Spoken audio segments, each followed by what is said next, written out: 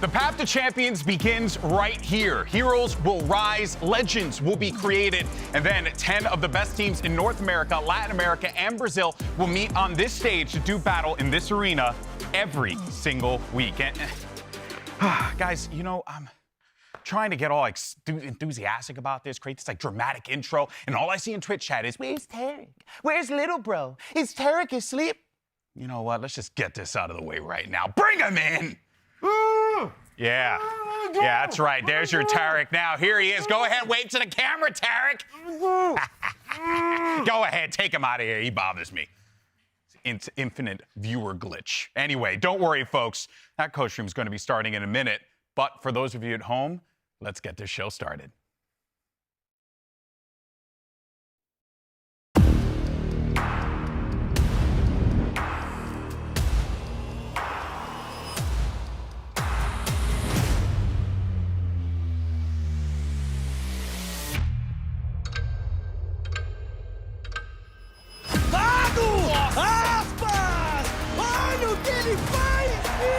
Everyone was talking about him, and this is going to be the guy to look out for.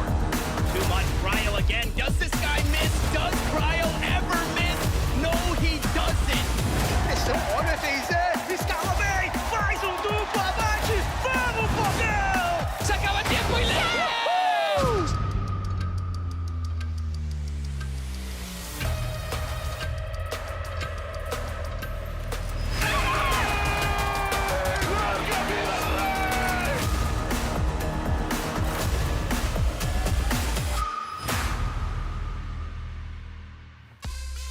A new era of Valorant esports starts today. Hello, everyone, and welcome to the kickoff of VCT Americas. This is it. Week 1, day 1. We're coming at you live from the Riot Games Arena in Los Angeles, California. Of course, I'm Golden Boy. Joining me at our desk that has a lot of RGB, it's Mimi and Bryn. Good to see you guys. Yeah, I mean, happy to be here. Finally, the start of the Americas League, week 1. Finally getting it started. We've been, witnessing all the other regions as well. Yeah. We've been having all the fun, but no, it's our time to shine now. That's Got right. to save the best for last. We finally have a studio audience, all 10 teams from 3 different regions coming together. It's going to be so exciting to get into this one. Yeah, it is going to be awesome. And the road to champions starts today. And 4 teams are going to begin their journey live on our stage. But first up, we have 100 Thieves taking on Sentinels. And then later, it's going to be Furia going up against Crew. And then, of course, we're going to see the rest of our teams tomorrow and Monday. But here are the teams. This is what we should be expecting here. And Mimi, I'm excited, because this is a first. We're going to be getting all of these regions together in one location playing against each other on land for the first time. It's fantastic. I mean, look at the caliber of these teams that we've seen. A couple of these matchups we've seen at international events before, but nowadays it's like NRG versus Leviathan or Furia versus Loud. Those are just like an everyday occurrence. It's going to be great. Yeah, and it's that culmination, I think, as well, to get to that top 3 to find out sure. who's going to be going to Masters over these next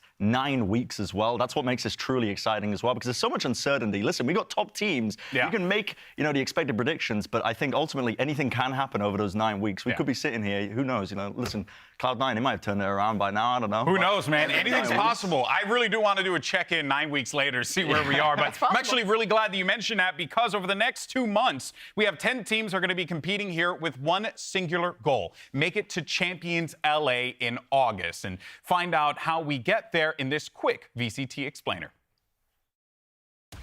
The Valorant Champions Tour is back in 2023 with some big changes, and the most exciting season of competition ever, because lock-in was just the beginning. The Americas League officially kicks off on April 1st at the Riot Games Arena in Los Angeles. For the first time ever, the top 10 teams from North America, Brazil, and LATAM will face off in person every single week in front of a live audience. For 8 weeks, the 10 partnered teams will do battle in a single round-robin best-of-3 format. That all changes on April 21st during Super Week. There's double the competition, as each team will have to play 2 matches during the 5-day event. At the conclusion of Stage 1 regular season, the 6 best teams will battle it out once again, and this time, the stakes couldn't be higher. On May 23rd, they'll face off in a double elimination bracket playoff that will set the stage for the rest of the year. The top 3 teams will move on to the global stage and earn spots at Masters Tokyo in June, as well as Champions Los Angeles in August. They'll go head-to-head with representatives from the EMEA League, the Pacific League, and China.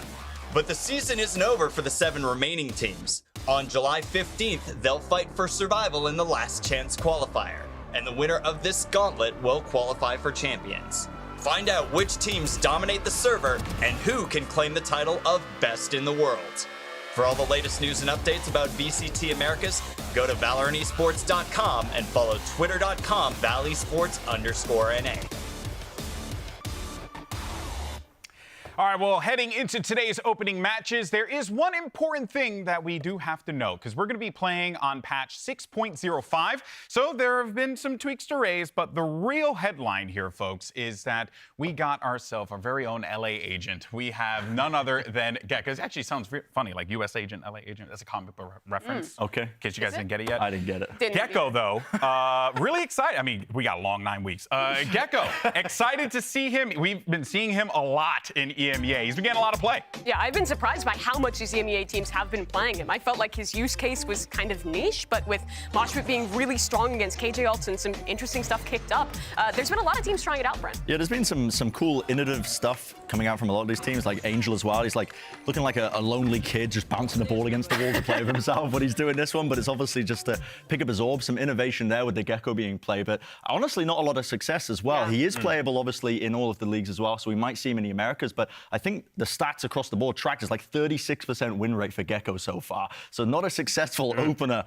for Gekko play. Obviously, that's, I think, the norm with a new agent when they're being played for the first time. But yeah, we'll see if that changes at any point during the Americas. Well, I was going to say, is it because Gekko is so new that like people are struggling to find the ways to find success with him, or is it just a matter of like they're not really slotting him in properly? I think that's a part of it, and I think the other part is that I feel like his utility, the kind of the cycle of being able to throw out your utility and then having to pick it up, makes things a little bit more difficult. With like a Sova or a Fade, you get your utility back after 45 seconds, but with Gekko, you have to really have ideas about how you're going to use your utility and be able to reclaim it and use it again, because that's kind of where the value comes through with those two primary abilities. Yeah, that's actually quite interesting, and we'll see, of course, how that all plays out. I'm actually quite curious to see if any of our teams out here are going to bust out Gekko today, and whether or not we're going to see it here throughout the week. But let's actually go ahead and see what the pros think about the game's newest agent and his friends.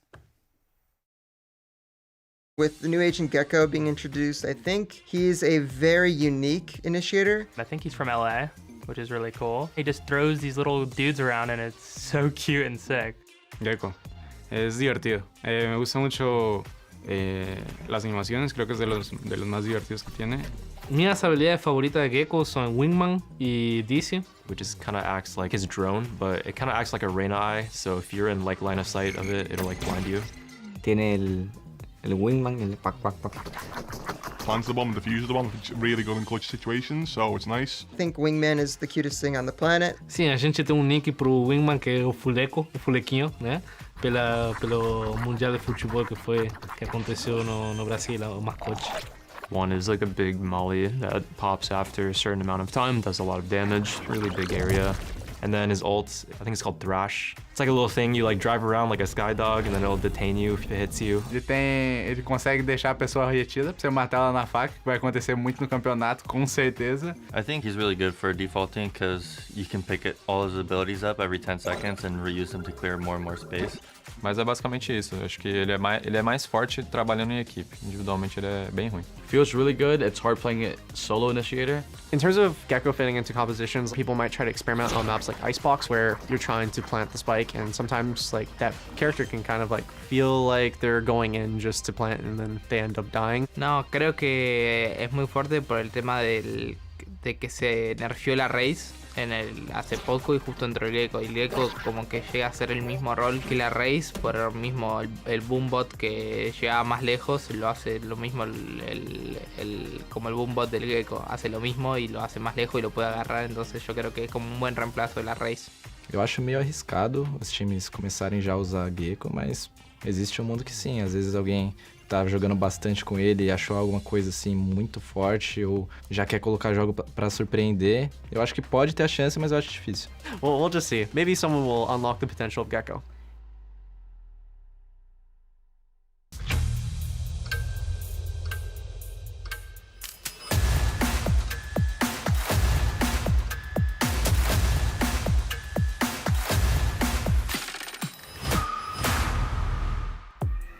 Ooh, look at us in a fancy new location. Welcome back, everyone, because last we saw our 10 teams from VCT Americas face off in Brazil. Well, today they're going to be finding out where they stand in our power rankings. We saw them at lock-in. Okay, we saw them at lock-in. We saw how they did. This is the results of how they did at lock-in. Okay. But now we're going to see how they did, or how they're going to do in VCT Americas. And I have a little prop here, right? We're going to start first with Sentinels. Where do you think, Bren, where do you think Sentinels You're putting this responsibility on me. I hate doing power for this rankings. season. I absolutely hate doing power rankings. It can only go well. What if we can move it? Yes, so just it's not put too it. much of a We problem. don't have much time. We have to rush through 3 minutes. Slap bang in the middle. 5 for the 5th position. That feels maybe a little bit high. Amy, what about crew? Oh, LATAM, I love you. 10? 10. You're putting them at 10? You think they're the worst team? I think they're making changes. They have to work on a new IGL. I think, bringing back Heineken is good, but I don't know if it's going to be enough. And there's really close competition. Okay. Sure. Go for EG, I'll put them at 6. Why? Okay. Why? Why? Just because I think they're worse than Sentinels. That's not a... All right, here's a fun one. Leviathan. Okay, Leviathan. Mimi, what you got? I'm going to grab this one. My Leviathan stocks are really high. I think Loud NRG, Leviathan are the clear top 3, the order in question. But I actually agree. I think that NRG looked slightly better than Leviathan, in my opinion. But both teams are solid, and I think these will be our top squads. Just slap them in there. I think this will be an easy one to do. Loud what next. do you think? Yeah, this is a little loud? This is a no-brainer. That's just an easy one, right? The more we do this segment, the more I think we're just going to be matching the standings for lock-in on Interesting. as well. I mean, they have to be number 1. All right, well then. Like the clear favorites in Americas at the moment. NRG. Mimi, Boring, let's see what you got. Matching it again. Same thing. No, Number 2. come on. Number 2. I like the ideas bringing in artists. I like the flexibility that this team has gained. And I think the core is really strong. They've won international events before. All right, here's a fun one. Furia? This is a good one. This actually is a fun one. Where do you think Furia is going to go? I want to move some stuff I think you can around. move. No, just place it and then we move fast. Okay, I'm 1 minute and a here half. then. 4. You're really just like... I mean, if shoving GB's the not going to tape rush through us, the I wall. have to rush us. Yeah. We need to Okay, here keep we on go. time. Here we go. 100 Thieves. I agree 100 with Thieves. Furia being that. Oh, God. I'm taking my first opportunity to move a team. I'm putting 100 Thieves here, and I'm moving Sen down below, below EG. I don't know if that's what I Last wanted to do. two teams, Cloud9, MIBR. Brent, who you want? Give me Take them both. Take them both. Why not? I'm putting MIBR. I'm putting them here. You put them in 10. You're moving crew I'm putting up. Cloud9 here. I'm moving crew up. Okay, I think Cloud9 being low is, that's reasonable because they have 2 new players. We don't know much about how they're going to perform. It's their first year on team. Anything you guys want to change here, though? Yeah, Yes. I do. Okay. I'm just going to be taking an executive decision. This might be a bit of a hot take. Oh? I think Leviathan Over as the second NRG? team. Yeah, over I think it's NRG. so close. I feel like that matchup will be 50-50. That's what's happening Monday, I believe, and I guess we can see if we're right on that one. Okay. I'm fine with that. I think that I have some... So, do I think that Sen is going to do better than EG? Because I think Sen has such good players, and we're just waiting for them to put it together in the right way. I think the smart money would be Sen. Like Really? I mean, EG looked like they had some really good looks, but no, I agree. I agree. Yeah. You want to move EG down and put Sen up? Look, I'm an EG fanboy through and through. Don't destroy our paper. No, here, these are This very costs high-quality thousands of dollars to print, Mimi. Okay, my bad. Okay. Wait, we're moving Sen up. Sen up. This is fine. There you go. Sen here. Boom. EG here. I Boom. think their logo is So, upside down. That's went well in the Do past. we think that Loud, Leviathan, and NRG are going to be the 3 teams that are going to go Yes, I still think to NRG is Masters? going to be higher up, but I do think that's fair. What do you Loud, just think? Yeah. second 3, place. 2, You're looking us in? Oh, yeah, I guess One. there's a time. Are we It's locked? locked. It's in? It's locked. in? That's it. Okay. I mean, dude, the fact that we've got Fury at 4th is actually crazy. No, though, I think the Fury of 4th is reasonable. They I agree. showed some really cool stuff at the international event. They have MW Zara and Digizin, who are both great. But 100 Thieves also looked good. Maybe they should be high. You guys satisfied? This is going to be funny to relook at in like 9 weeks. It time. really will be. It really will be. But look, guys, obviously, all right, our rankings are very perfect. I hate but let's go ahead and find out what everyone else thinks on the internet because they never lie. So go ahead, scan the QR code to vote in today's poll. Question: what do you think of our power rankings? Dude. Are they cringe or base? Scan this. Cringe right / here. base looks like the next event. We already have lock / in. We got a new one coming up. Riot, Yeah, write that one down. cringe / base. Yeah, it can be like a mid-season event or I something. love it. I'm in. All right, guys. Well, while Twitter still exists, make sure you guys go out there Limited and time. use the hashtags VCT Americas and VCT. And while you still got that blue check mark, you participate in the poll, of course. But you guys could potentially be highlighted in our broadcast today. But that is going to do it for us. We're going to take a quick break for a minute here. And then when we return, we're going to break down our first match of the day. It's all about the cloud, baby. 100 Thieves will square off against Sentinels. And, of course, we'll see you on the other side. Holding so low, you gotta be joking. us all on the IGL right now. He's gonna get both! He's gonna get both, and he does!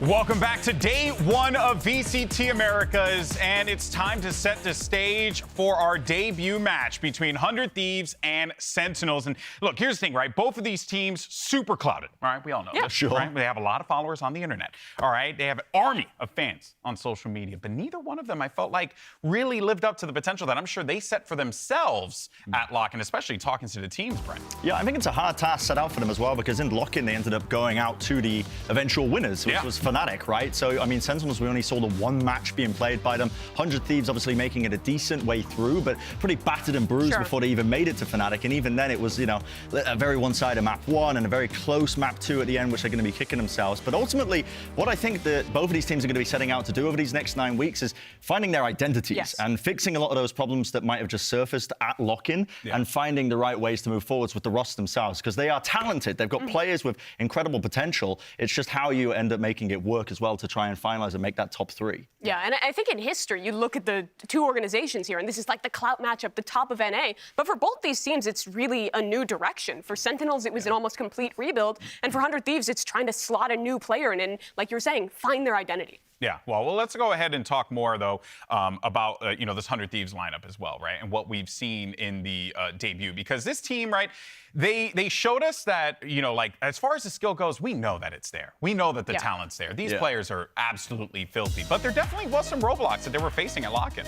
Yeah, there absolutely were. And I think people had the expectation that 100 Thieves was going to come in and have the same kind of structure, great ideas, preset plays that they did in 2022. But at Lock-in, it felt like they were trying new things, and it got super scrappy throughout that tournament. Yeah, they moved more into a bit of like an adaptability play style where they were going to be reacting and a lot more mid-rounding and trying to make their own plays. But funnily enough as well, one of the things that I thought, not quite criticizing, because Cryo as an individual is a very, very talented guy, but they had him kind of fitting into more like a team play role. And he was playing a lot of this instance here, I picked out the Omen on Icebox, which, don't get me wrong, had a great performance, I think, at certain times. But when we think of Cryo, we think of this guy as the heavy hitter, jet player, primary duelist, and he's going to be creating those openings. And 100 Thieves, that they wanted to go more into the, you know, adaptability, reacting to their opponents, trying to create their own plays rather than the preset ideas. Having Cryo on the jet would have been amazing to just implement that ideology in the first place, right? If they're playing in these maps. So that's one thing I want to see them moving forwards, I think, as well, is getting Cryo back into that old form and maybe swapping his roles up into the thing that we know he's comfortable with. It sounds like very basic analysis at its core, but ultimately, this is what the guy made his name as, is this amazing jet player who was able to just take control of the server. Yeah, and that was his main role on XSET, the chamber, the jet, popping off as an individual and being a super strong opper. And this goes back to that question around what is 100 Thieves? Are they trying to be one of these teams where they're making Cryo be flexible, play these different roles, really focus on these compositions where they have great preset plans? Or is it more about relying on Stellar and his mid-rounding? And I completely agree with you. If you're moving more towards that direction, giving Cryo the potential to make plays gives so much flexibility to the IGL to maybe alleviate some of that scrappiness that we did see at Lock-in. That's true. Or, you know, on the opposite side of that, it could potentially have just been like kind of like when talking to Fraud about what they did with Loud and like taking God-tier aimers, putting them into roles that they necessarily wouldn't be playing. But when you got a guy like Cryo, you got to let the boy cook. You know what I'm saying? Ice cook, if you will. Get it? Because Cryo is like ice fishing. Anyway, point is, though. Someone stop this guy. On the topic of roles. That's terrible. You do though, at the very least, I think, have a direct parallel here. Right? You got to bring it back on the rails. You have a direct parallel here between 100 Thieves and Sentinels. And I think that part of that is also Sentinels, they're kind of maybe looking for what that answer is going to be, especially in these next 9 weeks. Yeah, for Sentinels, people are asking, when are we going to see it? When are we going to see this team fully live up to their potential? Because you look at the faces on this team, and the talent is insane. You have Tens, you have Zekken, you have the Brazilian duo who won a world championship, and Def, who was a fantastic IGL on XSET, but in the 2 tournaments of them thus far that we've seen, they've struggled to live up to that. Obviously, the Ludwig Tarek event, they had very little practice, and they only played 1 game at Lock-in. So So it's kind of a question of like, how much do you weight the past results and how much do we expect something new, expect something better from Sentinels, as I think most people do. Yeah, and I do think these next 9 weeks as well, in particular this week 1, is going to be giving us a good indicator of like how much you're going to be finding their footing. Because it's about finding your identity if you are Sentinels. You know, they've been messing up the roles a little bit. I've been, again, stalking the tracker.gg of Def, and he's been playing smokes for them. So listen, I think they could be anticipating some changes as well moving forwards into this week 1. We'll see. But yeah, roles were a really big, I'm not going to say issue, but I think it's some of the things that they're going to have to be working out moving forwards. And you've seen them kind of figure out different ideas between the two of them. And I think Tens and Zekken were the best example, because both on their previous teams, Tens on Old Sen and Zekken on XSET, were very much kind of enabled to be the primary duelist in that way, at least towards the later phase of Zekken on XSET. But they've been kind of swapping back and forth and trying to find something that worked. Tens started out playing the Jet, playing the KO. He flexed over to the Sage a little bit at Lock-in, whereas on the other side, over for Zekken, he was playing the primary duelist, and at Lock-in he was playing the Breach, and it feels like they're still really trying to figure out how they want these roles to work. Yeah, no, I couldn't agree more. And I think that, you know, the finding of the footing, the finding of the identity of these teams is going to be the big thing that I've just mentioned over and over again. But it's going to be interesting how they actually make this roster work and, you know, find that opportunity to put people in the comfort zones as well. There's been a lot of criticism that's been leveled at this team as well by, I think, fans as well, looking for, you know, changes off the rip from just the one best of 3 where they ended up losing to the eventual winners. I think you need to give them a bit more time than that and have a bit more faith in the coaching staff, in Sentinels themselves. They're going to be able to find the right answers as well, because it's a long season. You got those 9 weeks to work out, you know, exactly how you're going to be running things. And I do have confidence in the team that they're going to be able to find the right answers from that. Yeah, and I think at Lock-in, we saw a lot of issues of coordination in this game against Sentinels. Their attacking side on that Haven, a lot of these exits, they were leaving a gap. A site anchor from Fnatic was having good support and getting a multi-frag. Those issues are very, like, basic new team stuff that most new teams deal with. But the thing is that this squad doesn't have the expectations of a new team. They have the expectation of greatness, which I think makes this a very hard situation for Sentinels to be in. Yeah, no, that's right, actually, you know, because the problem is, right, is that no matter if Sentinels wins or loses this one, the internet chatter, it's going to be all over the place, all right? And, you know, Brent, I mean, what's been going on? Oh, listen, we've been talking on the business about roles, about what we think that these teams need to do. And I want to get your bearings, honestly, as well, because they're giving me complete free reign with this. I cooked up a segment to have everybody, fan or fraud. Here's what I've done. Are you the fraud? Are you the fraud? I am the fraud. I have scoured social media for the fan takes of this Sentinels team, and I have pulled quotes directly from the internet, from the fans here, for these Sentinels players. A and B, 2 choices. One of them I have wrote. One of them is the fake fan response. One of them is the real fan response. You both have to work it out. Let's get into it. First one, A. I saw Zekken at the store 5 years ago playing games. Now look at him. That is a very, like, just real thing that I think most human beings would type. Honestly, Sentinels should just retire now. They were good in Masters because the game was pretty new and the players of OG Sentinel could grasp the game faster than others now, since everyone has an equal grasp. All I can say is Sentinels is no longer a good team. It's not the same team.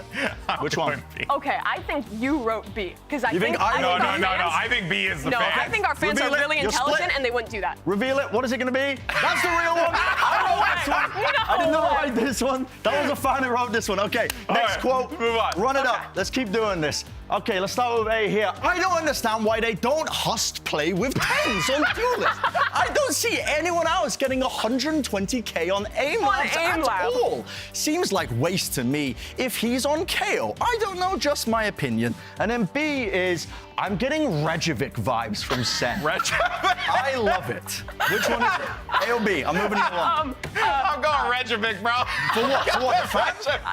For the fan. For the fan? The fan wrote Reykjavik. I think you wrote this one. You think I wrote that one? Okay, reveal it. Let's go. Because you wrote Which aim one is lab, it? right? I wrote Yeah, this there one. you go. I wrote the aim labs one. You were That was a fan one.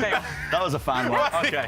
That's such an interesting thing, too, because it's like, I feel like there's actually like something real behind that and people wanting Tens on. I'm in the minds of the people. It's like too real for you not to. It really is. It really is. You guys in chat, by the way, make sure you have fun. Next one. Join us. Okay. Oh, Quote Lord. A. What? Queen Elizabeth, during her reign, saw that the US had 12 presidents and Brazil 19. She has traveled to over 100 countries. She was sovereign of 16 countries like Australia, New Zealand, Canada, and Jamaica. She saw 2 world wars, but never seen Pancada miss a shot. But he did miss a shot at Lock-in. Okay, well, enough of that. B, Savvy and Pancada were so good on Loud, and now they're on Sentinels. Look very washed. Disappointing. That's a fan. That's a fan? Yeah. What do you think? Oh, God. I think this is a fan. I think think it's that's just, a it's fan? art, but it's a fan. What gave away that I wrote this one? Savi. Savi? Okay, yeah. That, I think it's okay, too reveal far it. off for it to be an honest This mistake. was me. Yeah, that was a fan one. Maybe it was too obvious. Okay, last one. Last one. You're going to keep it on the clock here. I heckin' love Why is he not in the box? I heckin' love Tarkus host. All the guys, the vibes, the crib, and obviously heckin' love Tens, Uwu, keep it up, Sen City. And then the other one, Sentinels clan from Sentinels clan. Your roster is quite intriguing and hard to understand, although I love Tens and Zombies so much, I cannot ignore these flaws. You have Tens and Zekken who are both insane duelists, and they often seem playing as Flex, EG, Tens, Chaos, That's a fan. That's a fan. You think that's the fan? That's a great idea for sure, but his name is nowhere near the... You think that's the fan? That's a fan. That's a fan? Reveal it. What is it? I can't even remember. Did I write that? Both They're both fans! fans. Yeah, they're both fans. They're both fans. I forgot that we did this. Yeah. Put this guy on the desk. Put him on the desk. He's good. You were So pretty good. So good. All right, guys. Pretty Well, good at this. let's Thank take you a for look. letting me have my fun. What can I say? Oh, of course, baby. I got you covered. Well, let's go ahead and take a look at Twitter poll and see what you guys thought about our power rankings. Were they cringe or were they based? The results are in. You said cringe. Power rankings are always wrong. They will always be cringe. There's no way for it to not be cringe. Yeah, I feel like once you put cringe in a poll, it's like very easy to It's the for the mouse to default just go there. response. I would vote it, even if I thought I agreed with the power rankings. I don't like power rankings, though. That's You don't like my them? hot take. No, I hate doing them because they're always wrong. All right, well, guys, I mean, this is it. Anything you want to say before we go live? I say hold Brent to those power rankings. It was all him. Hold Brand to the power rankings. There it is, folks. All right, guys. Before we start the show, though, we want to let you guys know at home that this stream does contain fast flashing images that may affect viewers who are susceptible to photosensitive epilepsy or other photosensitivity. So, of course, viewer discretion is advised. But let's get this season underway because we've got two teams ready to take the stage. Two more on deck. A live audience. Watch parties. Look at this desk. VCT America starts right now.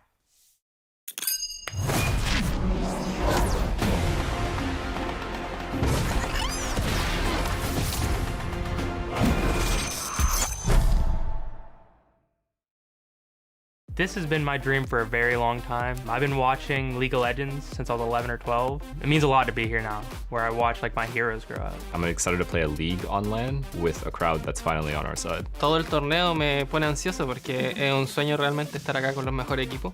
Así que realmente todo me tiene ansioso. Quiero solo jugar, enfrentarme a cada uno de ellos y poder demostrar dentro del juego. It's always going to be fun seeing people across the stage, screaming, yelling at them, who knows? Eu tô muito ansioso para jogar contra os melhores times da América do Norte, que sempre foi uma região muito forte no Valorant. Eu acredito que vai ser um torneio sensacional e eu não posso esperar para iniciar ele. The harbor wall! Mazine gets 3! Quando os times brasileiros, qualquer time brasileiro enfrenta a Cru, é um jogo de muita rivalidade e muita vontade de ganhar, pelos brasileiros nunca terem conseguido bater eles. Como siempre, pero es como que nosotros estamos muy acostumbrados a jugar contra equipos del Brasil, entonces sabemos mucho el playstyle de ellos. The shot from Davies and the Red Bull clutch from Crew! Nunca perdimos contra ningún equipo brasileño. We are playing against Sentinels, of course, the ultimate clout match. We're going to be the opening match. Fight's being taken, bit of rifle spam, fully blinded up still. Derek, how does he claim that one? I'd rather not be the first match because it's a lot of pressure. I love playing against the 100 Thieves. Every single iteration of their roster has been super fun to play against. I'm really excited to play Sentinels because they have a lot of my ex-teammates on there. Hopefully we deliver a banger match.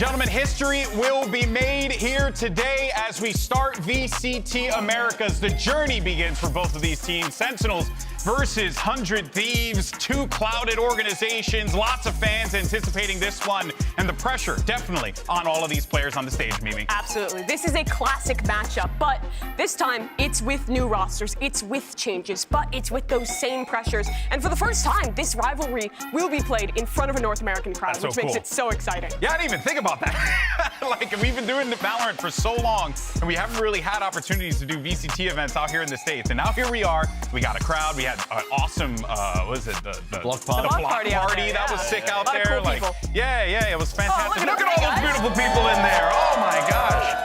Oh, I want to hear you guys. I want to make sure you can hear you guys lose your mind. Give him a gun. Oh yes, give him a gun. Give him. I heard Riot actually added that today. In the patch notes. You should go read those, yeah. Yeah, no, I'm with it. I say why not? If you're able to drop the spike or give the spike to the wingman, why not give him an up, dude? Yeah, Let him understandable. shot mid. The Cypher cam bug, which also was a thing that was revealed today on April Fool's as well, when they were saying, I don't even know if that's going to be pushing the game. I don't know. Oh man, well this is it, guys. 100 Thieves, Sentinels, about to take to the field here as they play against one another in our first match of VCT Americas. Lots, on the line here for both of these teams because this is it. It's historical. You don't want to be the team that loses the first match of VCT Americas. Yeah. But those are the ropes, maybe. Yeah, I also think there's a lot of expectation of this kind of being the match that crowns the second best team. Not a lot of people putting faith in EG, a lot of people putting faith in Energy. So for both these teams, getting this early win is big, and it starts out with a Haven ban by Sentinels. Yeah, the map bans as well. Definitely one side of things that I'm going to be intrigued to watch because it's going to be. With Sentinels, they didn't play many matches at all. They only played the one at lock-in. They haven't revealed too much, but Fracture is going to be that first pick for Sentinels, which makes some semblance of sense, I think, as well, because the last time we saw this, I believe 100 Thieves ended up, losing in a pretty one-sided fashion when they did end up playing it, and Split gets picked as well, which also I think does make some level of sense with the Sentinels kind of trying to get to grips in terms of what they're playing with their roles on this particular map. Both good openers, I think, for both these teams. It feels like kind of a reversal. Last time that we saw Sentinels on Fracture, they were playing like a neon jet comp at the Ludwig Tarek Invitational. They wanted to stay away from it at lock-in. And for 100 Thieves as well, this is a map that their opponent has picked in the past. It has historically, for Def as an IGL, been a really strong map for him, but Sen has struggled on it thus far. The last two bans coming through, it looks like we are going to be ending on Ascent. I think it's a bit of a banger map, honestly, as well. Yeah, and Ascent is going to be a good one to go to, honestly. I think for 100 Thieves in particular, if they start putting Cryo, one of the things we were talking about is, like, will he be playing more into that primary duelist where he's going to be flexing on his jet in particular? Ascent is a map where you can really flex that if we end up going to that map number 3. Yeah, but we are starting off at Fracture, and I think this is a map that has a lot of room for innovation for both of these teams to try something new. I think we'll get a lot of our questions answered of who's leaning into that primary duelist role for both of these squads. How are they going to define their style? Is it off the mid-rounds? Is it off the preset executes? We're going to learn that here. And this is where I'm interested. Yep. Yeah. This is where I'm interested. We got our agent select here. We'll see what Cryo ends up locking in. We'll see what Zekkin ends up locking in. Lots of opportunities here. Okay, yeah, we're seeing changes across the board. These roles is what I was really interested in for them because I didn't like 100 Thieves Fracture comp in the past. And they've got Cryo on the jet as well. Okay, so I love this. This is what we were talking about from top to bottom. And the double duelist is going to be played here with Tens and Zekkin. You're putting these guys in their comfort roles as well. I like the changes on both sides for both of these teams. Yeah, putting both Zekkin and Tens on comfort roles is going to be great for the Sentinel squad. What's interesting is Saucy is switching the controller. That is and really Kada is playing on the Sentinel this time, which is quite a surprising change-up. Yeah, this is, if you would have told me, look at all those beautiful people out there, but if you would have told me that this is, like we would have been getting this, I would have been so excited because I know that it's going to lead to an exciting matchup, but we're all set. So let's go ahead and throw it over to our casters. You know them, you love them, and they're bringing that dad energy. It's Doug and Bala, baby. Thank you so much, Golden Boy. Yes, indeed. For the very first time in VCT America's history, from the Riot Games Arena, y'all look so good today. Let me hear you. Oh, baby, we've got an intergalactic clout bout between Sentinels and 100 Thieves. The stage looks sick. The teams are ready. Bala, I'm fired up, baby. Yeah, bro. I'm so excited. It's the day of firsts, right? You already said it. First day of America's. First day for a crowd match on NA soil. Yep. First day we get to see these teams play against each other all year, and there's so much more to come. So kicking it off on Fracture, Sentinels and 100 Thieves. I'm not gonna lie to you, man. I'm a little excited. I'm buzzing a little bit, you know. And we've already got changes too. I mean, everybody was buzzing about changes to Sentinels, and look at this comp. It makes absolutely zero sense when you look at it from the preseason perspective with Pancata on Killjoy. But something's changed on both sides. We'll see how 100 Thieves choose to play this out, as it's been a little quiet. There's a whole lot of presence towards A. We got 4 players here from Sentinels. They are leaning away from Pancata's setup. 100 Thieves are going to walk into it, but they've smoked them up. They're going to be a full retake here. So he's going to be the very first to land a kill, and it's actually bang on to 10s, no less. As first blood is drawn, the spike is going to go down. Numbers heavily in favor of 100 Thieves as Cryo gets another. Those are shots through the smoke there, too. Very difficult to hit, but he makes it work. We were set up for a 5v5 retake, but that's not at all the situation. 5v3. With so much to do, Cryo down to 7 HP. Looking to see if he can find a cheeky one. No, Def drops him. But look at all the time he bought for his team. Now they got the Molly coming out. One more Molly as well for Stellar, too. The turret could try to provide some cover as the fault line does a bit of the same. Austin is able to drop the first, spike ticking down. And there's not a ton left, but that's the problem. I mean, gosh, if they get the kills, they're still going to have to get the defuse. He's gotten it to half. Dirk's going to have to sleep. Oh, my gosh! Whoa! What a start that would have been! Just ridiculous. And it's the 2 guys who are former teammates who got separated after the breakup of XSET who are really making that round exciting. Ridiculous from second. But they're just not quick enough, losing all those players. Like I said, Cryo peaking all that time, spent so much. And it's not gonna matter at all. All those clean shots, that hurts. Good for clips, though. 1 round in the books in favor of 100 Thieves. Sentinels choosing not to buy up here at all. And Saucy's actually gonna be able to cheat an orb too. It's a good goal to have on these ecos. Reclearing in halls as well. They might get more than really they should on this Enta eco. 100 Thieves is taking it very slow, just trying to feel out any stacks. Look at Stellar setup all the way on the north side. Just retrieving the info that he can, whether they're stacking anywhere, whether they're gonna push anywhere in the mid round, and they did. They pushed all the way up in halls. I believe Zekken might have gotten another orb there too. See both teams just quietly crawling away from one another, as it seems like we're gonna end at A yet again. Note again the gun difference, the gun advantage for 100 Thieves is monumental. Yeah, they got a side advantage. Everything is going to be pretty easy. As the plant comes in, they're barely even gonna hear it. They maybe hear the smokes and start rotating off of that, but there's, again, not gonna be enough time for them to do anything with the weapon advantage that you're talking about. Spike planted. And that was clean from 100 Thieves, just feeling out what was going on the map. They didn't really get any information, but they end up making the right calls with Stellar's information. Def setting up for the fault line to try to give the other Sentinels members some space to work, some room to breathe. And it looks like Cryo is going to be the first on contact. And look at the setup that they have in halls, man. It's going to be so difficult to take this space back. Yeah, but there's also only Cryo alone on the door, too. So if they're able to pick him off, looks like right now they just want to die to the spike without any real altercation. Although opening the door, this is very risky. Yeah, they got the altercation, all right. You saw 100 Thieves at lock-in was very, very much aware of how people want to just save and die to the spike and how people are exiting, and they do get some damage done, but I think as well there, they did exchange a lot of those ult orbs. So Sentinel's happy about that. 100 Thieves can't be mad either. Oh. Yeah, how about that? Well, happy birthday, Psycho. He doesn't even know what just happened. He's all the way in the back. Bring him a cake later. 2-0 lead here for 100 Thieves. This is gonna be fun. Now guns in the hands of Sentinels. And it looks like they're gonna want to fight Dish pretty early. Stun Dish, smoke as well. Saw Saucy's position. And they should be able to maybe even cheat another orb here for Zekken to get a showstopper up very early. That's the plan. You've got Def close by with utility 2 to help. Flash and dash possible. Want to go. There's a nade. Cryo with the swing, and it's actually Zekken who gets the duel. I mean, it wasn't an orb, but he got what he was looking for. Stellar's out, though. They must have heard the door. Ten's gonna have to try to clear it. But they've gotten sight again. The difference here, they get the first pick, Sentinels does, and they have multi-way retake going on. Love this, though.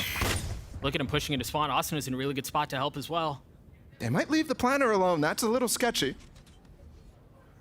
But they have such a good grip on the spawn side. It's even planted in the open here. There's a showstopper. The ult is gonna land. Saucy's able to get one as well as he swings around and drops Asuna. Bang's left alone in this 1v4, and he's able to pick up a weapon, but he's just not able to do anything with it. Very nice. Management of the ult economy, and also that retake. Just having Dish at your disposal instead of the pistol round where you saw everybody coming from that spawn side, even though they had a lot more control than they had there. Obviously, Sentinels was having to fight back through spawn. Not something you're used to, but they managed to work without the space. And that's because they have that ult. That's because they have multi places to actually push back through. So good on Zek in there, getting one and creating the space. I mean, Saucy was also instrumental in those 2 kills. He was talking about how uncommon it is to have to push through spawn to reestablish some of that space. He doesn't get those 2 kills, who knows, right? Yep. And we have swapped now Pancada's set up onto the A side now. And most of the time, I mean, all 3 rounds so far, 100 Thieves has leaned back towards A. Whether it's in the early round or late, they always pivot back. See if they are able to actually figure that out. Lots of times you can hear that turret early from Cryo's position. They're working a lot of picks here, giving Cryo full reign to just go for the first kills. Oh, Saucy's position, He's giving gonna get 2. away. He didn't spot 10. Zekin. Huge response from Zekin, though. Def getting another. Spike is in a bit of a precarious spot. Def's just able to stare it down. Yeah, but the players actually, 100 Thieves, lost after that trade out. Bang, and Cryo, so the tip of the spear gone, but also the smokes. They used 2 to even get into that position.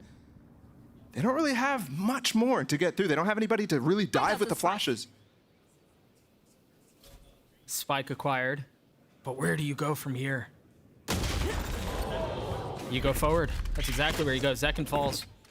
And you saw Tens was starting to rotate back, and as soon as that kill comes, he stays, and that's just going to call for the rotation. But they didn't really realize here, the setup for Pancada is still going to be up.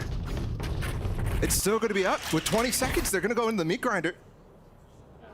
And Def has a stun too. No, he's all the way on the other side of the map, so they can't combo that. But one molly, all of a sudden you're stopped. Oh yeah, time is a serious factor here. Now you've got the Rolling Thunder to try to push them back. He missed it! 8 seconds left. Have they gotten out? No, Tens may have stopped it. I don't think they're gonna have time. No, they're not. Oh, Def, don't die though.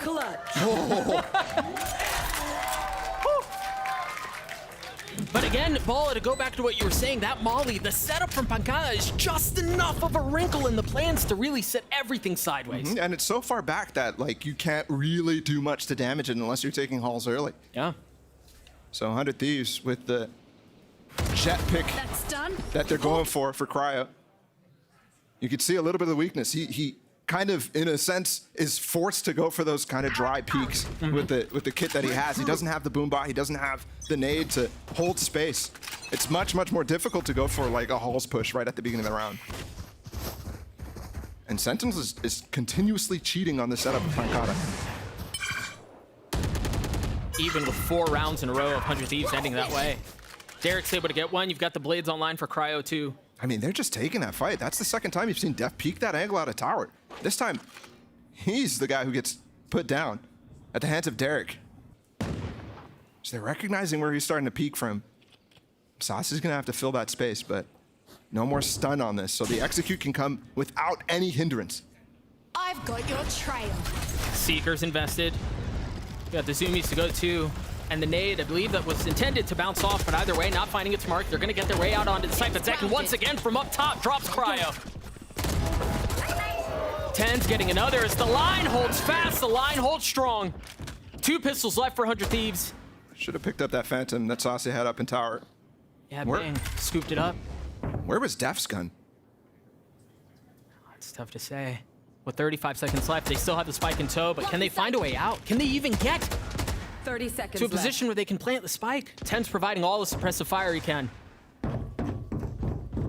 Ten's Tens will spot the cross. That's when there's going to be some extra util, and just huge from Tens. The fact that they're able to fight while they're still pushing up in tower, while they're still clearing out Saucy there, is really, really important. Both Second and Tens finding picks over the smokes. That's huge. That was a low money buy from 100 Thieves, so this is going to be the gun round. Tens has got the op now, though. He also got the orbital strike for Saucy. You saw him use it first a couple of rounds ago, now back online. Yeah, he's getting those fast. Yes, he is. Round 6, and he's already gotten through a second. The other one must have been banged. No shot. Either way, it looks like they're going to end A yet again. The op that you mentioned in the hands of Tens on the opposite side of the map here, so not in play for now. But if they rotate back, because it seems like they are. I think the problem here for 100 Thieves is on these calls that they're pivoting so fast. Continuously, they're just giving back up that space. They're not really leaving an alarm bot. They're not leaving a play or anything like that. So it's really difficult for them to re-rotate into it. Nice little aftershock to actually break the KJ util. Yeah, but you didn't break Tens. Still got the op. A smoke providing cover for now, but not for long. Austin with a great trade, though. Pagata still up top on the tower, finds 2. Spike down B. And now Stellar's left by his lonesome. Turret spots him, they know where he's at. Getting it smoked off, too. Yeah, sucky spot to be in for sure. He doesn't even have a spike, man. Stellar has been pulling out some ridiculous things in the offseason and at lock-in, too. But Second's gonna hunt him down. I mean, to be honest, Stellar was one of the more better performing players from 100 Thieves throughout the offseason and at lock-in too. Oh. Just pretty consistent overall.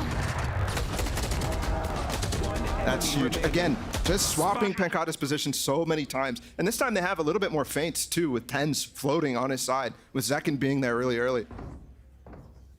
They're understanding how to shut it down. It's going to be another broken buy for 100 Thieves. They won the first 2, and it's been all Sentinels since. Bang with his ult to work with as well. But note here, I mean, blades aren't really a factor or anything like that.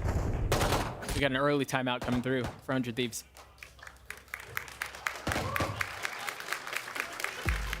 Mike's putting the brakes on very, very early. For good reason, I think, understanding how you're going to have to break through these setups and give a little bit more misdirection on what's coming from them, because I think most of the time Sentinels is getting the good read and getting the good rotate. It also helps that, I mean, they're 2 studs, and Zekin and Tens are playing as well as they are. Yeah, absolutely. And when you lean into the double duelist too, you saw a little bit of that in the offseason from them. Kind of giving it up at lock-in and then now going right back into that. I think, hey, if it's your strength, let's go for it.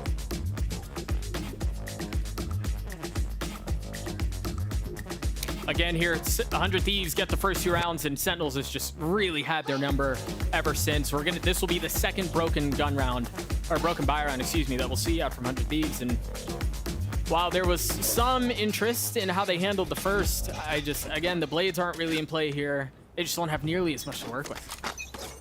Yeah, it's a bunch of stingers. Yeah. Let's see though. First time they're gonna really take control of halls at the beginning. Actually, that flash isn't even a pop. You're gonna have to spend a dog to clear it. Already kind of a disadvantage there, but crowd dashing. Zekin knows his tricks. Tens having to drop to keep the angle with the op. The Cloudburst is providing cover for now. Zekin's able to get 1 dash away. Good movement. Yeah, huge. It preserves his life, at least for now. Still took a lot of damage. Oh, there's the orbital strike that we were looking for. Tens may be in trouble. Excuse me, it was Cryo who falls. He actually got the op picked up, the Tens drop, so he's not going to be. It's Asuna now who has it. That's it. I mean, that's a swing. That can all of a sudden make this really, really dangerous. Stellar waiting. Just below them, the Stinger's only able to get 1. Can the op find any value? First shot goes just a bit wide. Spike ticking once again, time because of factor. That high-low swing is just way too much to deal with. Asuna with too many options, too many targets, and not enough health to deal with any of it. Derek can't do it either. Def cleans up the round. Tell it's been a minute since Asuna played that jet roll for 100 Thieves. Fortunately not. in any of those shots. So begs the question, like, what would have happened if Cryo was alive with that? Because that guy was a monster last year with the weapon. It's funny though, Tens really is the guy who's crushing it right now. He's buying it as many rounds as he can. And for good reason. The guy had, what, at lock-in, one of the highest, actually in America's the highest op KPR out of anybody in this league. Even Cryo had a significant dip. Birthday boy's fired up. I think he understood. That could have been dangerous as soon as Cryo, or Tens went down. You actually could see as well, the adjustment from 100 Thieves is to actually keep Stellar with them on these executes. This time it might just because of the lockdown, they're potentially just gonna control underpass, go for a lockdown hit, but I'm seeing Zekin already pushing in halls. You have Tens actually holding the angle for him. Look at the caution here from 100 Thieves. Instead of clearing that with a body, having a dog all the way through, that dog is no longer used for clearing space that might be taken really fast back from the KJO. Oh, he's just getting locked down. Wait. Yeah, a little bit of cover just on the other side. He should be okay. Not being pressured, not being pushed. You've got the rolling killer to end the showstopper. Second tries to get up high, tries to find some room to work with, and Derek has no shot. No chance to get out. Tens on a late flank as well. He has knives, so don't have to worry too much about this op. They're really set up in post-plant positions right now. They've got a nanostorm too, so Tens could spoil this entirely. How patient is he going to be? Double Molly's out at this point too. Here. Tens falls. Ult from Bang. This round is wrapped. Yeah, there's really just no way in. We'll see what Austin can find. They draw at the ult. Pancada falls. It should be pretty clean the rest of the way. Yeah, not even any more time left. Second's gonna get out. There you go. Just hitting at that site. I was surprised not to see Zekin join Tens on that flank. He left really early with the showstopper and only finding one and not being able to maintain his life too with that showstopper. While the breach ult was going off, by the way. I think he might have missed his satchel, the original one. Still plenty of bank here for Sentinels. And 100 Thieves going back to switching Stellar up on that north side, so you can tell it was a lockdown call.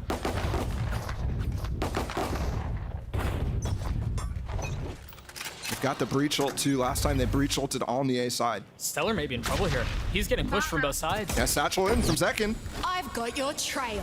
He's out quick. And that's Asna's ult right now, also pressuring on the A side. Tens doesn't really have the room to get out. He just got stunned too. It's all Sassy. Can he find any value? The first one through the smoke, but that's all it's going to be. Side has lost 100 Thieves. What can Sentinels do for a retake?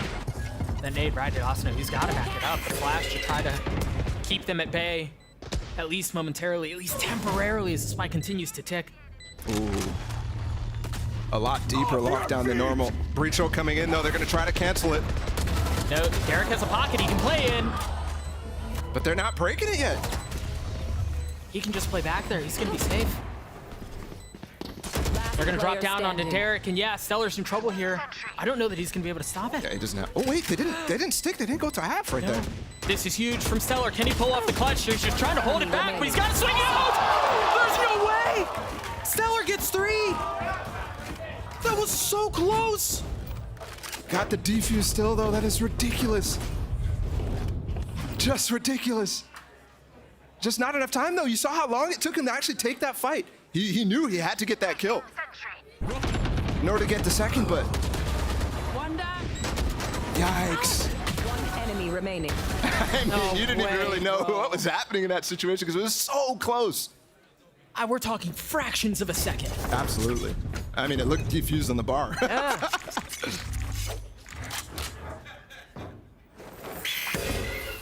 Either way, Sentinels hanging on to a 3-round lead here. 10 still with the op. You've talked about this Killjoy setup a lot this time of today. Yeah, just in terms of where it's at. Love the crowd reacting to so many people going on the rope right there. PTSD in the crowd.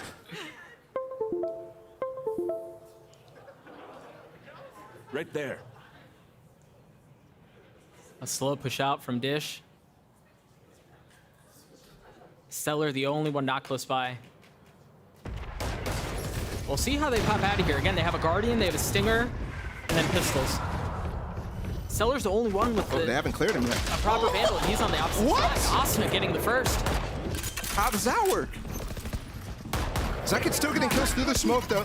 Actually, no, just through sand. It wasn't smoked off. Note here again, the tools that Sentinels have to work with here. But that's a second rifle that's been picked up for 100 Thieves. These situations are what has won 100 Thieves. The prior rounds. Blades and up as kills go traded back and forth and back and forth. 2v2 left on the round. Stellar good for one. Ultimate is ready. Def's gonna have to clutch this one out on his own. And he doesn't have a lot of time. But he's gotten it to a 1v1. Oh. Cryo's got a Stinger. He put himself all the way up, too. Come on, come on. Can he swing out? He's so weak. Def is so weak. He's got to at least hold half. Yeah, and Cryo calls it. Takes down his former leader in Def. Opportunities abound for both sides right now. Some of these rounds are real close, and they just don't quite go the way you expect. That one, though, easy for Cryo. I thought because he was on that close angle, it was going to be a little maybe easier for Def to get off and maybe find that kill. The approach from 100 Thieves since that timeout for Mike's has been fully on the post plants, it feels like. They haven't really adjusted the setup or their defaults until now. 4 players down the north side. Stellar is the only one down south. Once again, but the difference is this time Derek is waiting for the flank on the northern side as well. The last couple of rounds, it's been a 4-1 where they're all pushing together. I have to say, they're doing a really good job pushing Tens off. Since the early rounds where he started to pick up the op, you don't really see him get the fights that he wants off those early angles. So the grouping that they're doing with Asuna, using his dog, using his flash to force Tens off, is working really, really nicely. Back towards A, though. So much success here. And there's not even a lick of utility here for Pancada. Here. Oh, not to mention Stellar is this lockdown to work with. And there it is, right on cue. He trolled me. There it is, right on cue. Invested, and once again, Sentinels just have to sit and wait. Tens looking for something cheeky, something early, but the fault line is so good. I like the attempt. But again, you mentioned the utility that they've used to keep Tens back has been so effective. Absolutely. And that was another instance. 30 seconds left. Stellar's putting himself in no man's land right now, though. Saw him take a fight early here in Sands before. Late rotate from Def, and he has the Rolling Thunder. He has the keys to actually bringing this back in for them. Think pushing into halls is going to be super important, but they counter ults. Oh, that's a bit overkill, is it not? How does he still get one? The orbital strike, the Rolling Thunder, and Stellar still delivers. Flash out. They just have to cut their losses and go. They're just countering everything at this point. And it looks like 100 Thieves want to hunt. They want to chase. Yeah. Distance is put between them, though. They can get up to tower. Not sure if... Oh, Tens is actually going tree. Oh, toll. Still a lot of time as well. Yeah. And they just stop. Turret doesn't spot anything. They think he's still on that tree angle. Last round before the switch. And those 2 weapons is huge. Given the economy that you see, you already actually saw very little utility in that round. Huge calls from 100 Thieves. Huge calls for Stellar right there to know, okay, they're probably going to use that breach ult, retaking on halls, given that's where all of our post plants have been based out of. And that's just bang, instantly popping it and just denying it entirely. 6-5. 100 Thieves back on it for a split push now. This all honestly feels like the first time they haven't found where Tens has posted up at the beginning of the round with this op on defense. And he might end up having an angle out of halls as long as Zekin and Def here can hold on for him. Showstopper used by Zekin. They got 2 there! And it connects. Derek and Bang fall. Cryo does too. Is it going to be heroics from 100 Thieves again? Def understanding where the pressure's coming from. The spike is rotating through spawn. Back to B. Back to Pancada. Back to the Killjoy setup. And he's got a Bucky. Not the Bucky. Pankada patiently waiting until the right moment to strike, and it seems like it's Stellar who's going to be the first to challenge. 2 angles to check, and the Bucky delivers. Spike down B. Austin is left in this 1v4, and he's nowhere near the spike either. Ultimately falls, and it's a 7-5 half in favor of Sentinels. Again, the response from them has been gorgeous. Yeah. The reads that they were having on exactly how 100 Thieves was approaching that attack side were very, very good. So gotta watch how they're going. Great half out from Sentinels. Let's throw it down to the desk. Thank you so much, fellas. A great half across the board and a damn good way to kick off VCT Americas. And out of the gate, guys, I mean, one thing was very apparent, one thing that we were all very excited about, we got the change-ups. We saw them start to really play to the strengths of these players, these superstars, Mimi, that they had picked up. Yeah, they absolutely did. I think that coming in with this double dive composition for Sentinels was really cool. And I think that thus far the execution of it was really strong. But on the other side, 100 Thieves also went towards the jet, and it didn't feel like that was quite as successful. No, I think Cryo had a harder time of things, but that's more understandable when you consider they're on the attack side, I think, as well. Yeah. It's much easier for a jet player to have that kind of impact. And if we look at their head-to-head as well between Tens and Cryo in particular as well, just from the stats, I mean, you can see it, the numbers aren't too good for Cryo. I'm expecting this to change when the sides switch around. You're going to be enabled a lot more, especially because Tens was leaning more into the opping as well. And another player as well that was switching over to that comfort role was Zekon playing that primary duelist. I mean, that guy popped off, I think, 17 kills towards the end of the half. But the primary point that I wanted to take away from this is that it looks like it's comfort zones for both teams,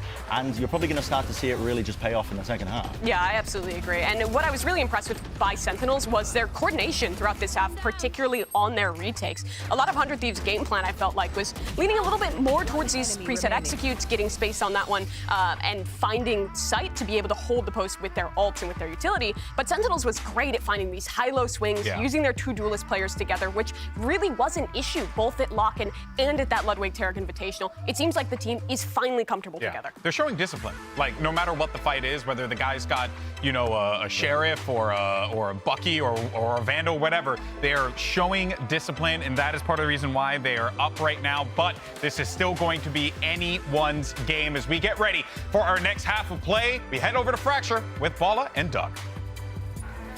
Thank you, Golden Boy. Yeah, second half right before us. A 7-5 lead in favor of Sentinels. Zekon's popping off. The Zekon-Tens duo is looking flawless. Yep. Really. Again, it was after the first 2 rounds that they've just really had firm control.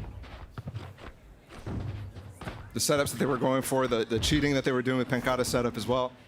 So far looks good. I mean, Pankada might not be fragging as hard as you're used to, Saucy, as well, but Bren was talking about comfort, and I think Def is also leaning into that. Saucy and Pankada being the flexible ones. It's very interesting, the dynamic within the team. The North American side and the Brazilian side, the first time we've seen this type of roster be assembled in Valorant. And they're in the lead right now. 100 Thieves has got to put it together. I think their attack side definitely felt a little bit like they didn't quite... They were leaning on a lot of strengths for them, right, with the post plants and whatnot, but everything before that a lot of times felt like wasted space, wasted time.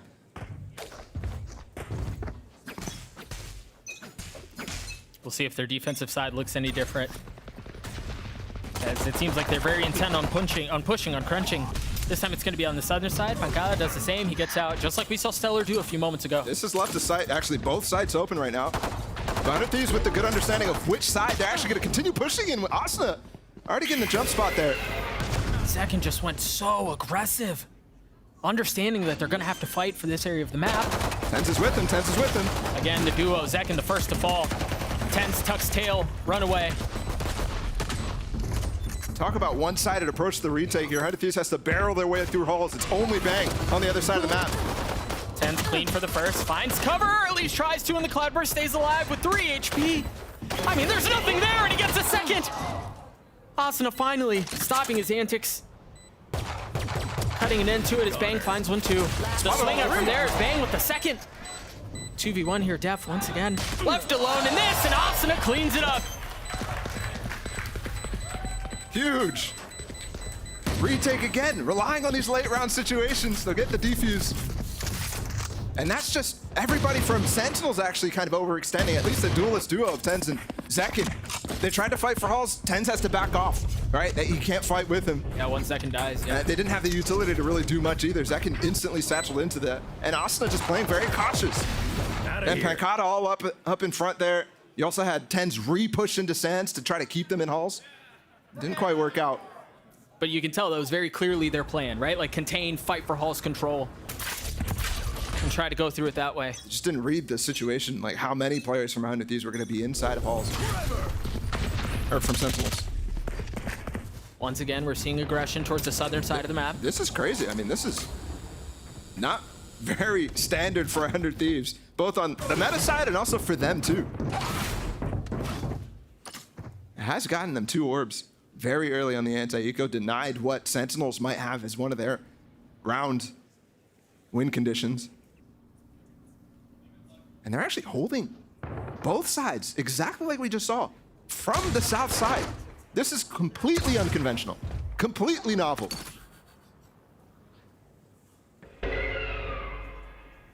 Sentinels, you could see, like, are they on site? Like, what is actually going to happen here? Yeah, they're just guessing. This is crazy. It's almost like a line has been drawn in the sand. Who goes first? Sentinels just faked, and there's like not even anybody there to receive the fake. Like they could have just gotten on the site. The information that 100 Thieves is actually going to have towards B here is actually basically only going to be the spike plan. So that kind of hurts, 30 but seconds left. You don't really expect a full, I mean, on anti-eco, like 3 players, 4 players. Yeah, but I think they have a really good idea. Asuna just used a second flash towards Dish, and once they saw that nothing popped, they started to cheat this way.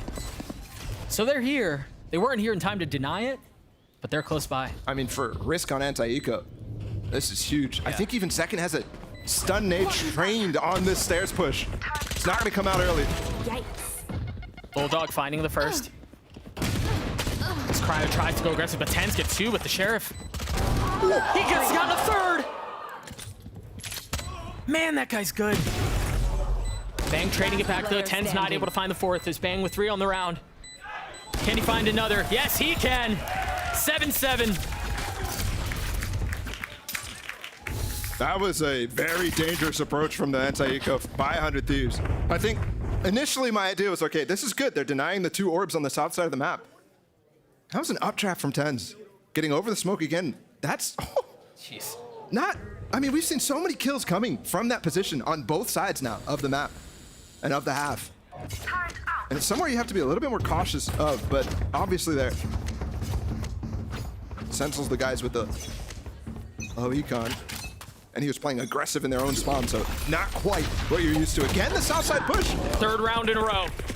This time, Pancata not able to get out in time. This is not just, you know, an eco strat. This is not just a normal situation here. They're really relying on farming some ult orbs and then playing this weird south side setup. Right here. And I think Sentinels has recognized, okay, we understand what is going on here. I wouldn't be surprised as well for them to call a timeout and really discuss how this is going to plan out. Seek them out. I think this is where we see some of the value of farming those orbs. You've got the Seekers to attempt to retake. You've got the Orbital Strike to work with 2. Enemy remaining. Def just died out of tower. Yeah, that's an unfortunate way to go. 10's left in this 1v3. He's stunned.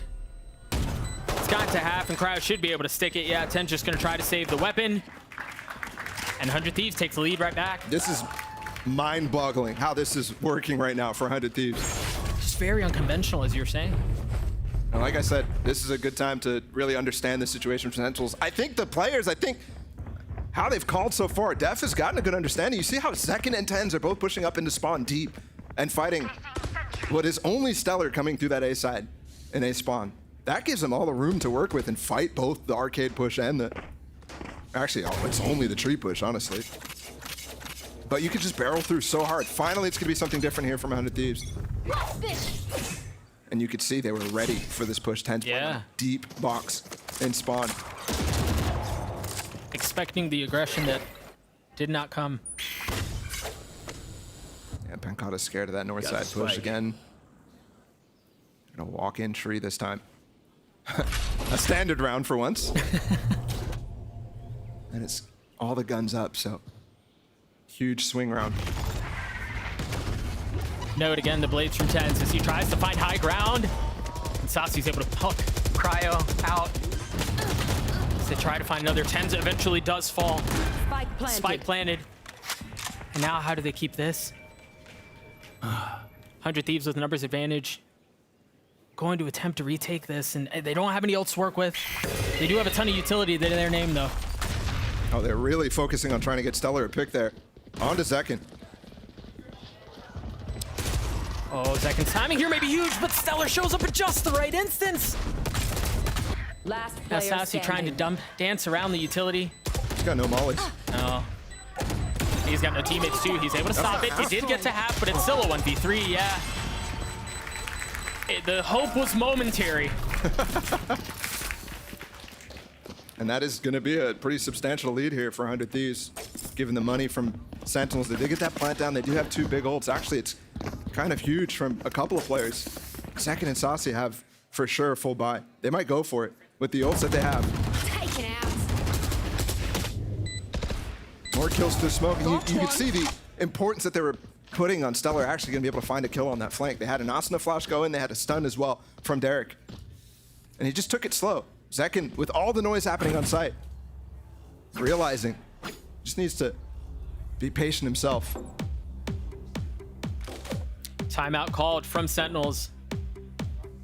As this really was, as you were saying, Bala, this was the first round where they kind of deviated from the norm that 100 Thieves had been hitting over and over. They had fully focused on pinching on the southern side. They finally threw a break into things, but honestly, even with that, there was a lot of the same utility that was used. You mentioned as soon as the flash from Asuna comes out, Pancala was out. So you see some of that conditioning play itself out, even though the round was different on its initial approach. Yeah, I was interested to think whether they were going to use that north side feint with Asuna's Trailblazer breaking the turret and whatnot as a kind of approach to say, okay, we're doing the same thing that we were in the prior rounds, just on the north side instead. Yeah, exactly. Right? And play from arcade and play from dish.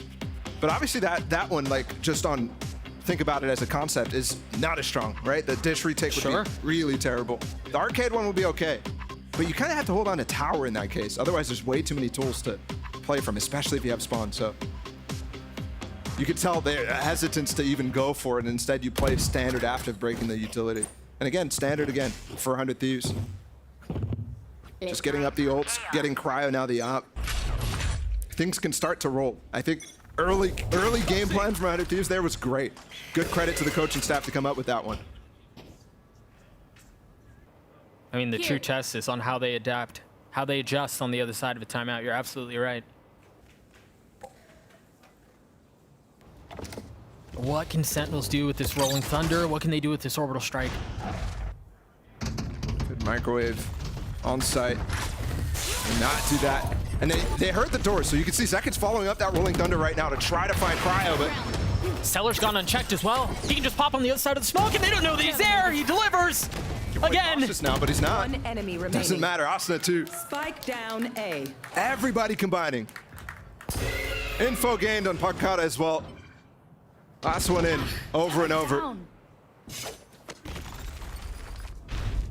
Yeah, I mean, the round's a wrap.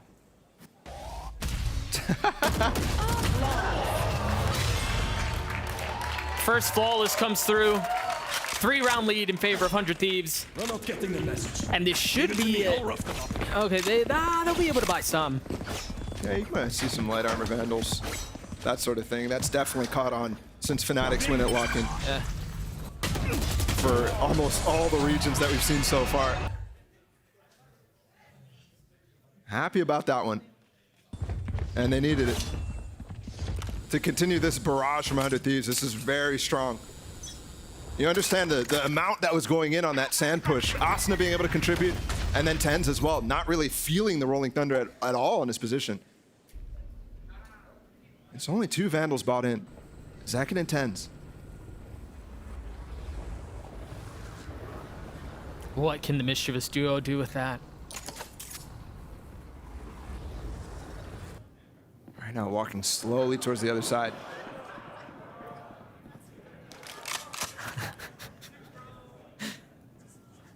Those are the big bros standing right next to each other.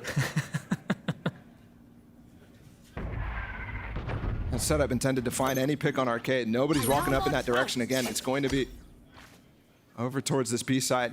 Pancala with the deep alarm bot. They're deciding right now. Do we go for the lockdown?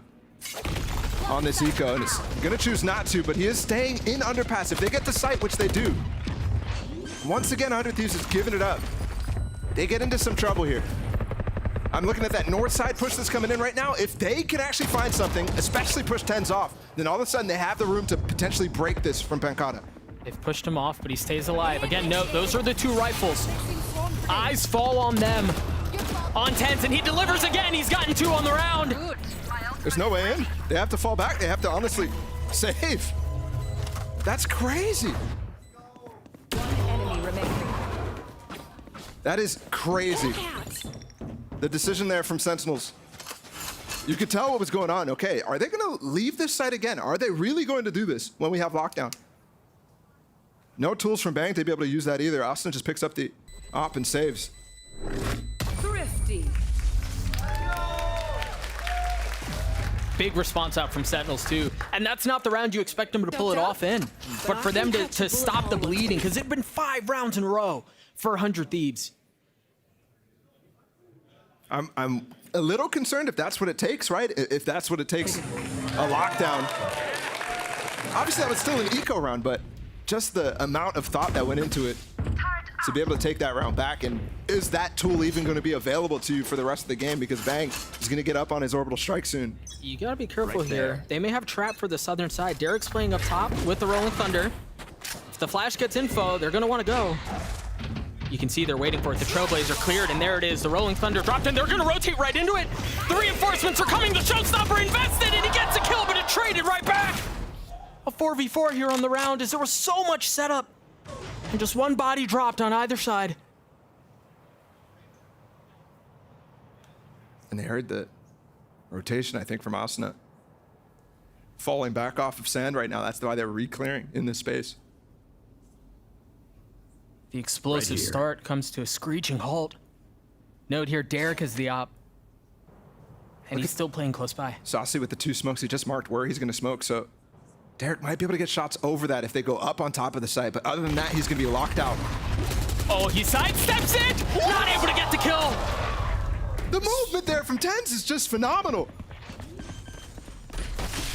Derek once again with the op. And Saucy manages to get away without taking a lick of damage. Now they can now they can save the orbital strike for post plant too. He's got his molly as well, Pancada too. Right there. Flipping the script on 100 Thieves. They've got the post plant utility now. Wondering if Seller can find a place to use this ult. I don't think he will. Saucy waiting. Finger on the trigger. Waiting for the Q to go. Huge shot out from 10. There's an orbital strike. Stella has to dance around, has to try to stay alive. Not able to do so. And Def keeps it back. Sentinels get to 9. And again, Bala, I have to go back to the timeout. I have to go back to that thrifty round win because that was the point at which they could have folded or responded. And it's very evident that they're not done with this map. I have to think as well, that breach ult did not find too much value. Zekken able to just trade a Showstopper in his life to shut down the push. Cryo could have gotten a lot there. And good calls out of Saucy as well. And for him to actually take the risk and jump out of sight there just secures it entirely. Pancada pressured again. And he realizes, okay, they're not really going for this north side push that hard. Whenever they flash, whenever they dog me off. So he's staying up there. Note the op in the hands of Cryo here. If I'm not mistaken, the first time we'll see him wield that weapon.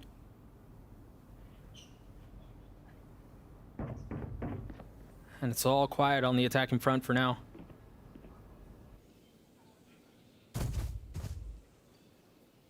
Super quiet. I think Pancada recognizing, okay, there was not really any real pressure on me. Gives him the room to do plenty in this round.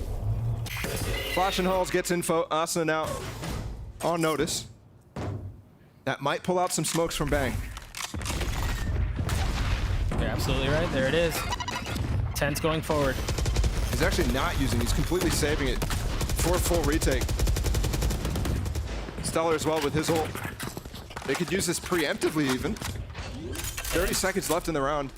Remember, Saucy used his ult last round. They should have gotten eyes on 10's there, and yeah, he's gonna have to reposition. They're all gonna funnel out of tower. 4 of them? That's insane, but that's exactly what they're trying to do, trying to waterfall out of the high ground, and Sentinels doesn't give him an inch. Second with 2. I mean, look at the X's on the mini mark, man. That they're all working on trying to get space for Stellar to get the big ult. Not the one in spawn. That leaves a lot of pockets. The one that's in sand allows a lot of hulls control at the same time, so they can't just sit back and play post plant. And it completely goes the opposite direction there. Sentinels felt like they kind of expected that fallout from them. See if Derek's able to preserve the weapon. Yeah. He is able to do so. We're tied 10 apiece. The last 3 rounds going in favor of Sentinels. Swing streak after swing streak. And here's the timeout from 100 Thieves. 4 more rounds of regulation. Couldn't be closer at this point. I believe, too, Cryo had blades to work with going into this next round, so we'll see how they choose to use it.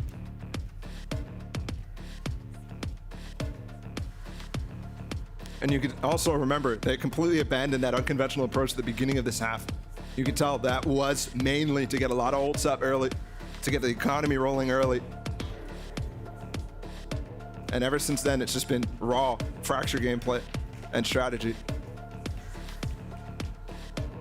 That was what started that streak from 100 Thieves. Regardless of the pressure on the eco rounds from Sentinels, they were still cleaning it up.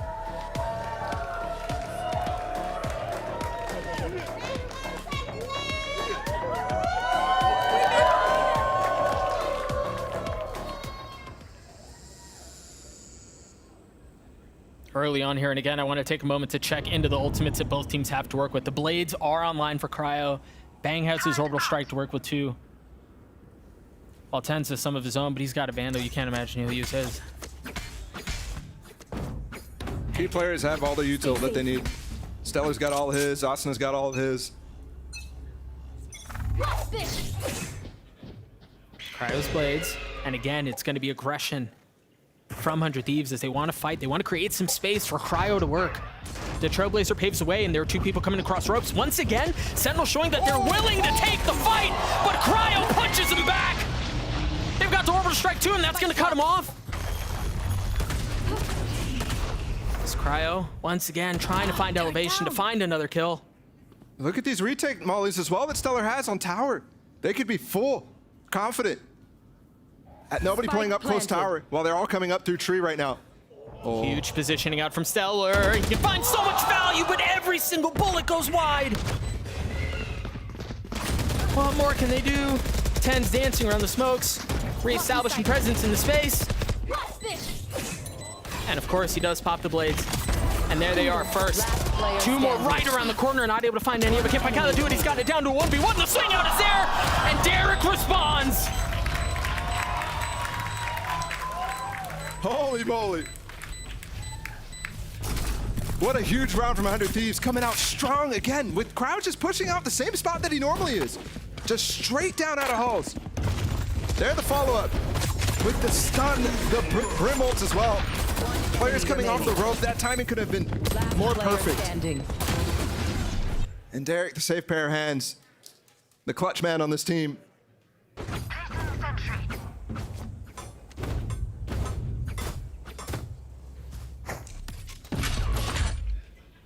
Heavy punch from Sentinels. I mean, look at how they're grouped up. This is it again. They're all there. Yeah, pushing down that south side.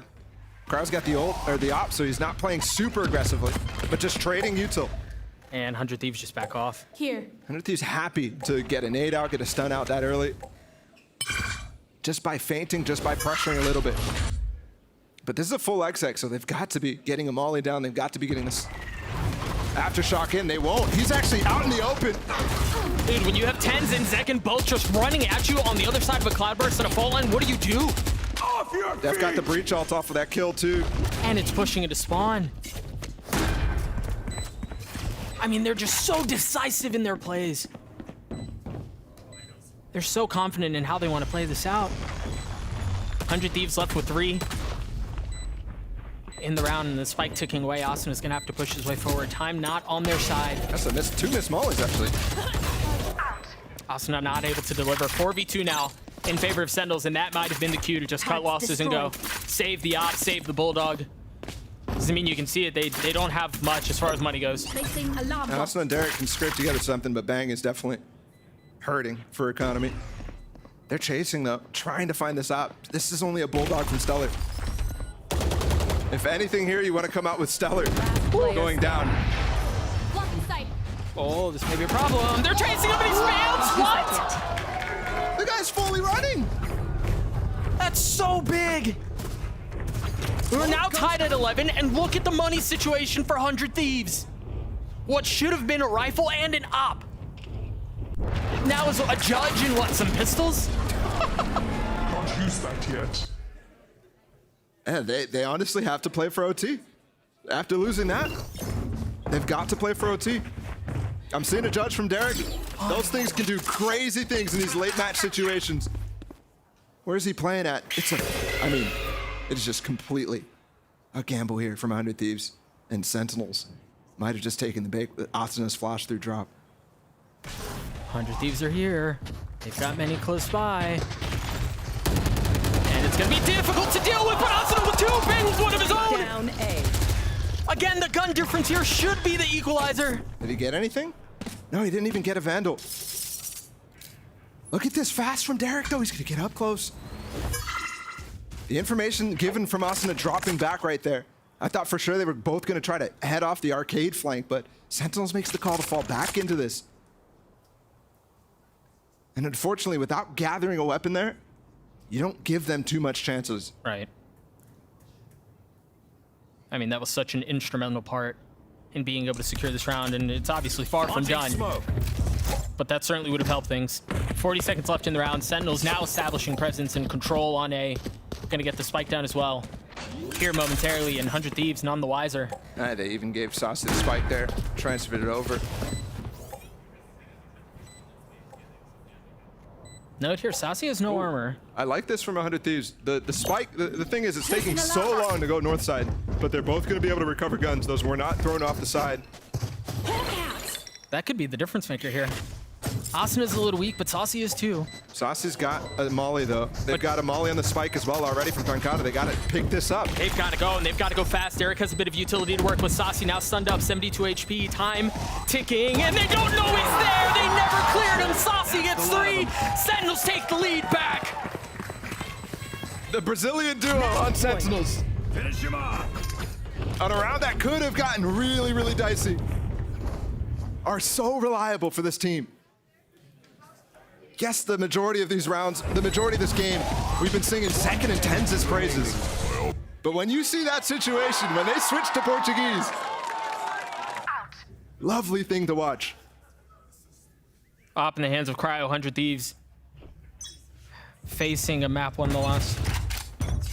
How do they respond? They have Derek's ult to work with too.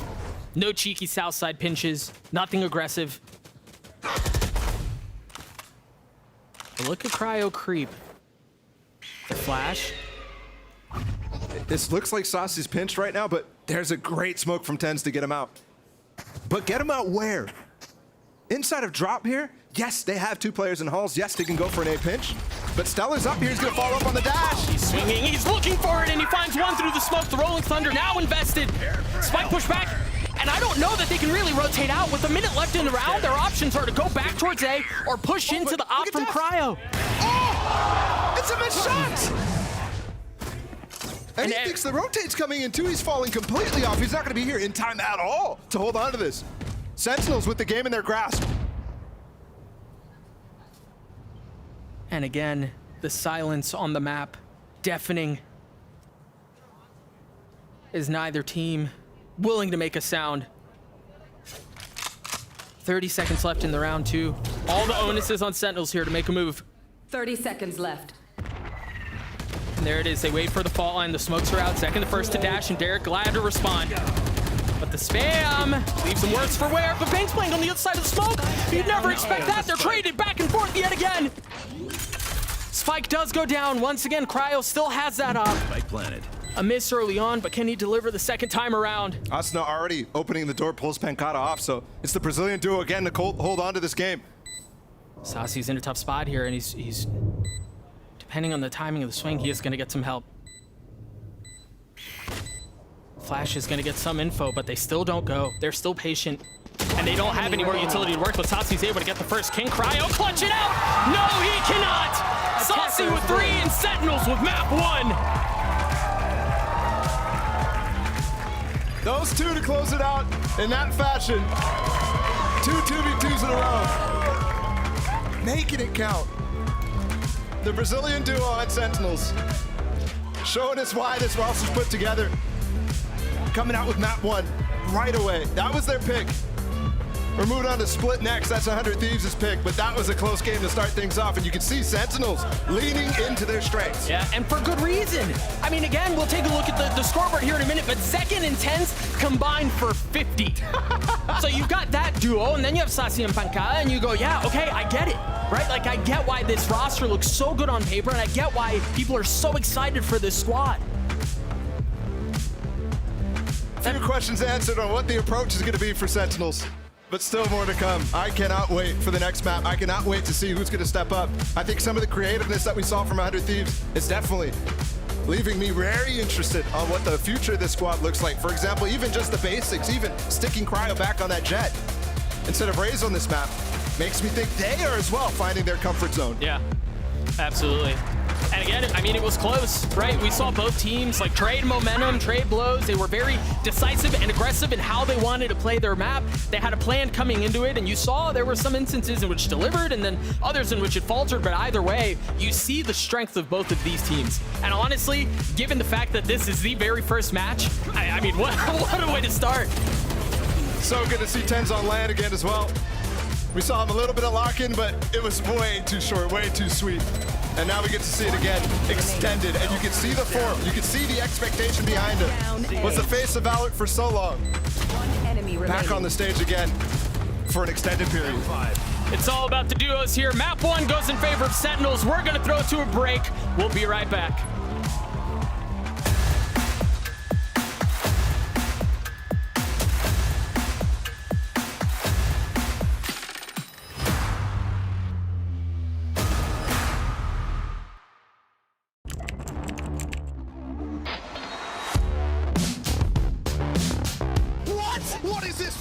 He is currently unstoppable. True. He is just a consistent demon. El Diablo. Hey guys, it's EA. Welcome to my course on optimal VALORANT training. I'm going to be demonstrating now some angle clearing. I'll slowly come around the corner as well, making sure no one's on these off angles.